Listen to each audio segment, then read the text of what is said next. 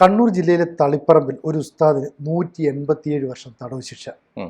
കാരണം ഒരു മനുഷ്യന്റെ ആയുസ് കൂടിപ്പോയാൽ ഒരു 80 വയസ്സൊക്കെ അല്ലേ? അതെ, 100 വയസ്സ് വരെയൊക്കെ ആളുകൾ ജീവിച്ചിരിക്കുമെന്ന് അറിയത്തില്ല. എന്നാൽ അങ്ങനെ ജീവിച്ചിരുന്നാൽ വാർത്തയുമാണ്. അപ്പോഴാണ് ഒരു ഉസ്താദ് എന്നല്ല, മദ്രസ അധ്യാപകന് 187 വർഷത്തെ തടവ് വിധിച്ചിരിക്കുന്നു തളിപ്പറമ്പിലെ ഫാസ്റ്റ് ട്രാക്ക് സ്പെഷ്യൽ കോടതി. സത്യം പറഞ്ഞാൽ ഞാൻ ആലോചിക്കുകയായിരുന്നു, ഏതെങ്കിലും ഒരു ക്ഷേത്രത്തിലെ പൂജാരിക്കാണ് ഇങ്ങനെ ഒരു തടവ് ശിക്ഷ കിട്ടിയെങ്കിൽ കേരളത്തിൽ എത്ര വലിയ ചർച്ചയാവുമായിരുന്നു അല്ലേ? എന്തുമാത്രം കോലാഹലങ്ങൾ ഉണ്ടാകുമായിരുന്നു, അന്തിച്ചർച്ചകൾ നടക്കുമായിരുന്നു. പക്ഷേ ഇത് ഒരു ചെറിയ വാർത്തയായി ഏതോ ഒരു മൂലയ്ക്ക് ആരാലും ശ്രദ്ധിക്കപ്പെടാതെ പോയി. സമീപകാലത്ത് നമ്മൾ ഈ മുസ്ലിം മതവുമായി ബന്ധപ്പെട്ട് മദ്രസാ പഠനം നിർബന്ധമാണ്, മദ്രസയിൽ പോയേ പറ്റുള്ളൂ. സ്കൂളുകൾക്ക് സമാന്തരമായി മദ്രസാധ്യാപനം നടക്കുന്നു. പക്ഷേ പലർക്കും തുറന്നു പറയാൻ മടിയാണ്. മദ്രസകളിൽ പഠിക്കാൻ വരുന്ന കുട്ടികൾ വലിയ തോതിൽ ലൈംഗിക പീഡനത്തിന് ഇരയാവുന്നതായി പുറത്തു വരുന്ന വാർത്തകൾ പറയുന്നു. നമ്മുടെ മുഖ്യധാരാ മാധ്യമങ്ങൾക്ക് പോലും നിവർത്തികെട്ട് ചെറിയ വാർത്തകൾ, പീഡനം, മദ്രസയിലെ അധ്യാപകൻ അറസ്റ്റിൽ എന്നും പറഞ്ഞ് ആഴ്ചയിൽ ഒന്നെങ്കിലും വെച്ചൊരു വാർത്ത വരുന്നുണ്ട്. പക്ഷേ എന്തുകൊണ്ട് മദ്രസകളിലെ അധ്യാപകർ ഇങ്ങനെ പീഡന കേസുകളിൽ പ്രതിയാവുന്നു എന്നത് അതൊരു സാമൂഹ്യ പ്രശ്നം കൂടിയാണ്. സാമൂഹ്യ പ്രശ്നം എന്ന് പറഞ്ഞാൽ മുസ്ലിം സമുദായത്തിൽപ്പെട്ട മദ്രസയിൽ കുട്ടികളെ അയക്കുന്ന അച്ഛനമ്മമാർക്ക് അവരുടെ കുട്ടികൾ ലൈംഗിക പീഡനത്തിന് ഇരയാവുന്നു എന്നത് ചിന്തിക്കാൻ പോലും പറ്റാത്ത കാര്യം. അവരത് അംഗീകരിക്കുന്നില്ല.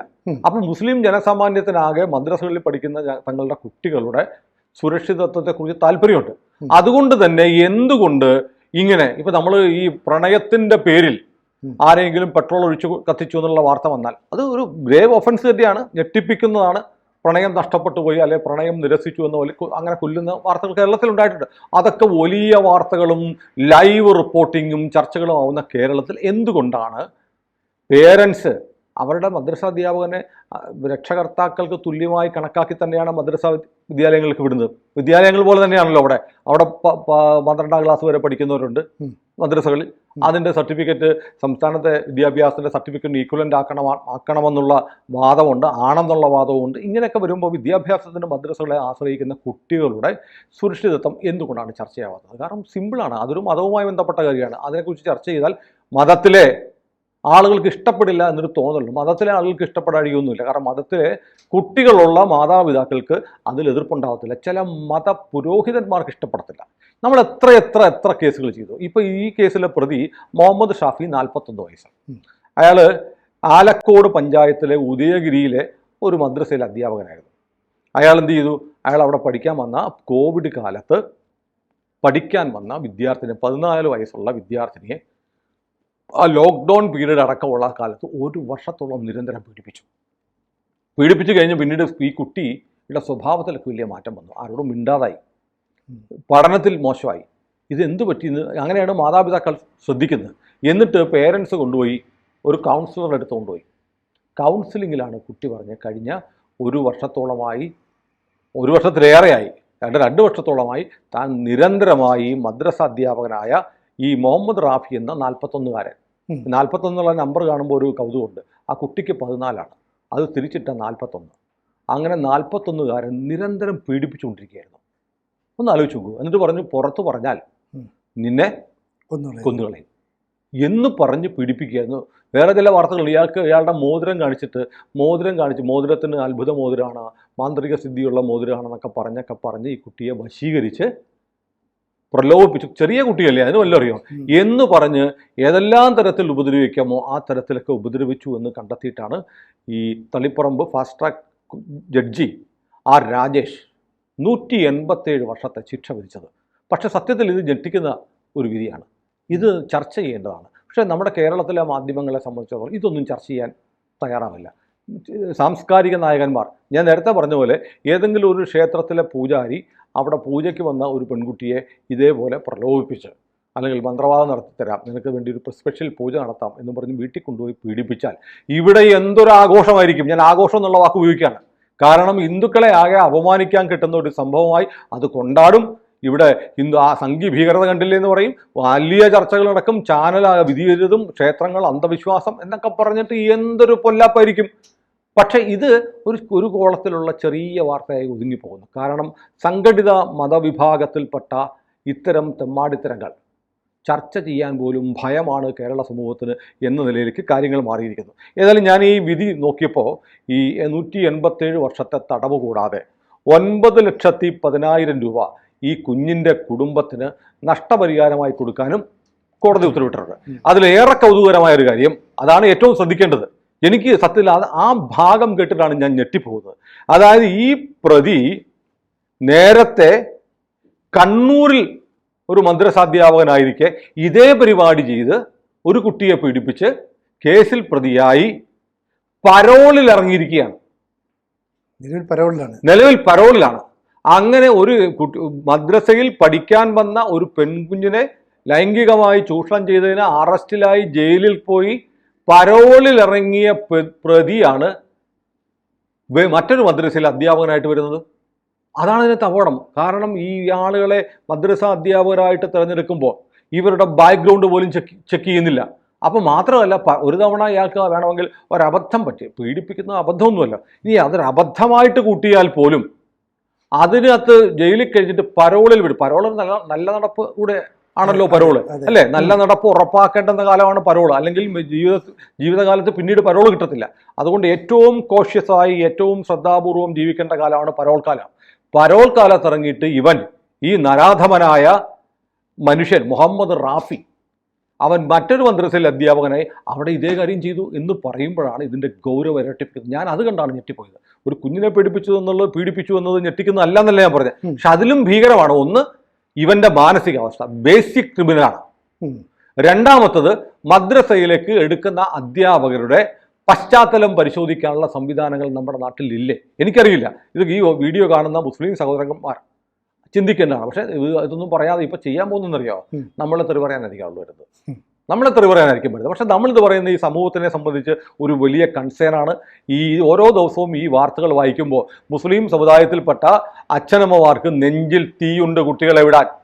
അത് സത്യമാണ്. അതുകൊണ്ടാണല്ലോ ഈ കുഞ്ഞിന്റെ മാതാപിതാക്കൾ ഈ ഉസ്താദിനെതിരെ കേസ് കൊടുത്തത്. അല്ലെങ്കിൽ പിന്നെ അവർ ഞങ്ങളുടെ മതമല്ലേ, ഞങ്ങളുടെ മതത്തിൽ പറ്റിയ ഞങ്ങൾ അങ്ങ് സഹിച്ചോളാം എന്ന് ഇവിടെ പറയുന്ന കുറേ ആളുകൾ, കമന്റ് ഇടാൻ വരുന്ന കുറേ ആളുകൾ ഉള്ളതുപോലെ ആ മുസ്ലിമുകളായ അച്ഛനും അമ്മയ്ക്ക് തോന്നിയില്ലല്ലോ. അതുകൊണ്ടാണല്ലോ ഇവനിപ്പോൾ ജയിലിൽ പോകുന്നത്. ഇതിനു മുമ്പും ജയിലിൽ പോയത്, അല്ലേ? 2 തവണ പോയതും. സ്വന്തം കുഞ്ഞുങ്ങളുടെ ദേഹത്ത് തൊടാൻ ഒരച്ഛനും അമ്മയും സമ്മതിക്കില്ല. കരക്കാർക്ക് തോന്നിയവാസം ചെയ്യാനായിട്ടല്ല, കുഞ്ഞുങ്ങളെ പഠിപ്പിക്കാനും കുഞ്ഞുങ്ങളെ ജനിപ്പിച്ച് അവരെ വളർത്തിക്കൊണ്ടുവന്ന് മദ്രസയിലോ സ്കൂളിലോ ഒക്കെ വിടുന്ന കുഞ്ഞുങ്ങളുടെ ഭാവിയും ജീവിതവും നശിപ്പിക്കാൻ വേണ്ടിയല്ല, ഇളം പ്രായത്തിലെ അവരെ പിച്ച് ചിന്താൻ വേണ്ടിയിട്ടല്ല. അതൊരു വലിയ സന്ദേശമാണ്. ആ സന്ദേശമാണ് ഈ കേസിൻ്റെ വിധി പറയുന്നത്. കേരളത്തിലെ മുസ്ലിം മാതാപിതാക്കൾക്ക് ഐക്യദാർഢ്യം പ്രഖ്യാപിച്ചുകൊണ്ട് തന്നെയാണ് നമ്മൾ ഈ വീഡിയോ ചെയ്യുന്നത്. ഞാൻ ഈ വിധി എടുത്ത് പരിശോധിക്കുമ്പോഴത്തേക്ക് അതിനകത്ത് ഈ വിധിയുടെ ഡീറ്റെയിൽസ് കൊടുത്തിട്ടുണ്ട്. അതായത് കഠിനത 50 വർഷം കഠിന തടവ്, പോക്സോ നിയമത്തിലെ സെക്ഷൻ 5 പ്രകാരം 25 വർഷം വീതം തടവ്, IPC 376, നമ്മുടെ BNS വരുന്നതിന് മുമ്പുള്ള പഴയ കേസാണല്ലോ, 376 പ്രകാരം 16 വയസ്സിൽ താഴെയുള്ള പെൺകുട്ടിയെ ബലാത്സംഗം ചെയ്തതിന് 25 വർഷം. അങ്ങനെയാണ് 75 വർഷം. ഇനി ബാക്കിയുള്ളൂടെ പറയാം. 2 വർഷം തടവ്, IPC സെക്ഷൻ 506(2) പ്രകാരം ക്രിമിനൽ ഇൻറ്റിമിഡേഷൻ. ഇനി 35 വർഷത്തെ തടവ്, പോക്സോ സെക്ഷൻ 515F പ്രകാരം. അതാണ് ഏറ്റവും പ്രകാരം. അതായത് ഈ നമ്മളൊരു സ്കൂളിലേക്ക് കുട്ടികളെ വിടുന്നത് ഒരു ട്രസ്റ്റിൻ്റെ അടിസ്ഥാനത്തിലാണ്. അധ്യാപകൻ നോക്കിക്കൊള്ളൂ എന്നുള്ള വിശ്വാസത്തിൻ്റെ അടിസ്ഥാനത്തിലാണ് സ്കൂളിലേക്ക് കുട്ടികളേക്കത്. അപ്പോൾ ആ കുട്ടികൾക്ക് സ്കൂളിൽ വെച്ച് എന്തെങ്കിലും സംഭവിച്ചാൽ സ്കൂളിനല്ല അധ്യാപകർക്ക് ബാധ്യതയുണ്ട് എന്ന് പറയുന്ന പോലെ ആ വകുപ്പ് ആണ് 515F എന്ന് പറയുന്നത്. അപ്പോൾ മദ്രസയിലേക്ക് വിട്ടാൽ അതും വിദ്യാലയമായിട്ട് കാണുന്നു. അവിടുത്തെ അധ്യാപകൻ എന്നതിലുള്ള ട്രസ്റ്റ് നഷ്ടപ്പെടുത്തിക്കൊണ്ട് കുട്ടിയെ റേപ്പ് ചെയ്തു എന്നതിനാണ് 35 വർഷം വീതം തടവ്. 20 വർഷം തടവ്, അതായത് ഞാനത് മലയാളത്തിൽ പറയുന്നില്ല, പെനിട്രേറ്റീവ് സെക്സ്, ഓറൽ സെക്സ്, ഇത്രയും കാര്യങ്ങൾ ഈ കുട്ടിയെ ചെയ്തതിന് 20 വർഷം തടവ്. അങ്ങനെയാണ് ആകെ 187 വർഷത്തെ തടവ് ശിക്ഷ വിധിച്ചിരിക്കുന്നത്. അപ്പോൾ നമ്മൾ ആലോചിക്കേണ്ടത്, നമുക്ക് കുഞ്ഞുങ്ങൾ എന്ന് പറയുന്നത് നമ്മുടെ രാജ്യത്തിൻ്റെ ഭാവി വാഗ്ദാനങ്ങളാണ്. അവർക്ക് ഏത് വിദ്യാലയങ്ങളിലും, മതപാഠശാലയാവട്ടെ സ്കൂളുകളാവട്ടെ, അവിടെ സുരക്ഷിതമായി പഠിക്കാൻ കഴിയുന്നില്ല എങ്കിൽ അത് സമൂഹത്തിന് നേരെയുള്ള വെല്ലുവിളിയാണ്. സത്യത്തിൽ ഇപ്പോഴും മനസ്സിലാവാത്തത്, ഇന്ത്യൻ ശിക്ഷാ നിയമം അനുസരിച്ച് നരേന്ദ്രമോദി അധികാരത്തിൽ വന്നതിന് ശേഷം കുട്ടികളെ പീഡിപ്പിക്കുന്നവർക്ക് വധശിക്ഷ കൊടുക്കണമെന്ന് നിയമ ഭേദഗതി കൊണ്ടുവന്നിട്ടുണ്ട്. എന്നിട്ട് എന്തുകൊണ്ടാണ് ഈ പോക്സോ കോടതി ഈ കേസിൽ വധശിക്ഷ കൊടുക്കാത്തതെന്നാണ് എൻ്റെ അത്ഭുതം. 187 വർഷത്തെ തടവെന്ന് പറഞ്ഞാൽ ഇവൻ ജീവിതകാലം മുഴുവൻ അകത്ത് കിടക്കും, അത് ശരിയാണ്. പക്ഷേ മഞ്ചേരി സെഷൻസ് കോടതിയല്ലേ ആയിട്ടുള്ളൂ, ഫസ്റ്റ് ട്രാക്ക് കോടതി ആയിട്ടുള്ളൂ. ഇനിയിപ്പം ജില്ലാ കോടതി അപ്പീൽ പോകാം, ഹൈക്കോടതി പോവാം, സുപ്രീം കോടതി വരെ പോവാം. ഇവർക്കൊക്കെ വലിയ സാമ്പത്തിക ബാക്കിംഗ് ഉണ്ടാവും, സഹായം ഉണ്ടാവും. പിന്നെ ഇവരെ സഹായിക്കാൻ വേണ്ടപ്പെട്ട ആളുകൾ, വേണ്ടപ്പെട്ട സംഘടനകൾ മുന്നോട്ട് വരുമായിരിക്കും. അതൊന്നും നമ്മൾ അറിയത്തില്ല. ഇത്തരം കേസുകളിൽ ശിക്ഷിക്കപ്പെടുന്ന ആളുകൾ പിന്നീട് അപ്പീൽ പോയിട്ടുണ്ടോ, അവരെ അതിന് ഇളവ് കൊടുത്തിട്ടുണ്ടോ, ആരാണ് ഇവർക്ക് നിയമസഹായം നൽകിയത്, ഏതൊക്കെ സംഘടനകൾ ഇവരെ സഹായിച്ചിട്ടുണ്ട്, ഇത്തരം വാർത്തകളൊന്നും വരാറില്ല. ഇതെല്ലാം പതുക്കി വെക്കുകയാണ്. ഒരുപക്ഷെ ഒടുവിൽ തോൽക്കാൻ പോകുന്നത്, നഷ്ടപ്പെടാൻ പോകുന്നത് ഈ കുഞ്ഞിന് മാത്രമായിരിക്കും, ഈ കുഞ്ഞിൻ്റെ കുടുംബത്തിന് മാത്രമായിരിക്കും. എന്നാലും വലിയ കഷ്ടമാണ്. ഉത്തമ വിശ്വാസത്തിലല്ലേ, അവനവൻ്റെ മതത്തിലുള്ള വിശ്വാസം കൊണ്ടാണല്ലോ മദ്രസകളിൽ പഠിപ്പിക്കാൻ പറ്റുന്നത്. അങ്ങനെയുള്ള കുട്ടികൾക്ക് സുരക്ഷിതമായി അവിടെ പഠനം ആക്കി അവരുടെ ശരീരത്തിന്, മനസ്സിന് ഒരു പോറൽ പോലും സംഭവിക്കാതെ തിരിച്ചു വരുന്നു എന്ന് ഉറപ്പുവരുത്താൻ ഇപ്പോഴും കഴിയുന്നില്ല എന്നത് വലിയ കഷ്ടമാണ്. ഞാൻ കണ്ടിട്ടില്ല മുസ്ലിം സംഘടനകളോ മുസ്ലിം രാഷ്ട്രീയ പാർട്ടികളോ മദ്രസകളിൽ നടക്കുന്ന ഈ കുഞ്ഞുങ്ങളെ പീഡിപ്പിക്കുന്ന പ്രവണത തെറ്റാണെന്നും അത് അവസാനിപ്പിക്കണമെന്നും പറയുന്ന ഒരു ഉസ്താദിനെയും ഒരു സൂഫിയെയും ഒരു കാന്തപുരത്തെയും ഞാൻ കണ്ടിട്ടില്ല. കണ്ടിട്ടുണ്ടോ? കണ്ടിട്ടില്ല. ഇത്തരം കാര്യങ്ങൾ നടക്കുന്നു, നമ്മുടെ മദ്രസകളിൽ നടക്കുന്നു, ഇത് അവസാനിപ്പിക്കേണ്ടതാണ്, ഇത് അനാശാസ്യമാണ്, ഇത് ഇസ്ലാം വിരുദ്ധമാണ് എന്തുകൊണ്ടാണ് ഇവരാരും പറയാത്തത്? അതാണ് സത്യത്തിൽ അവരുടെ ഈ മൗനമാണ് സത്യത്തിൽ നമ്മളെ ഞെട്ടിക്കുകയും അത്ഭുതപ്പെടുത്തുകയും കരയിക്കുകയും ചെയ്യേണ്ടത്. കൂടുതൽ വാർത്തകളും വിശേഷങ്ങളും നിങ്ങളിലേക്ക് എത്താൻ ABC മലയാളം സബ്സ്ക്രൈബ് ചെയ്യുക, ബെൽബട്ടനും അമർത്തുക.